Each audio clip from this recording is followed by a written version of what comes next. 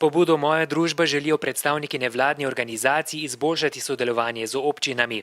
Na tem mestu imajo predstavniki v mislih možnosti najema prostorov, pisarniške opreme in izboljšanja financiranja. Način financiranja, razpisi, ki so na voljo, višina razpisov, vse to je prešibko in premalo, bi se reklo. Predsednik Mariborske kolesarske mreže je takole opisal sodelovanje z občino. Se mi zdi, da vsi ti procesi potekajo prepočasi in je velikokrat vse to samo na ravni nekih besed pa načelnih podpor, vse premalo pa na ravni nekih res konkretnih akcij.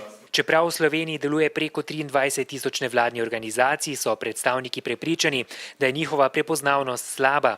Za promocijo organizacij bodo zato izrabili predvolilni čas. Da bodo na drugi strani kandidati za pomembne politične funkcije v prihodnje pripravljeni prisluhniti in pa ne zgolj samo prisluhniti, ampak tudi pristopiti k aktivnemu sodelovanju. Nevladniki bodo svoje predloge o sodelovanju z občinami predstavili na več kot 50 javnih posvetih.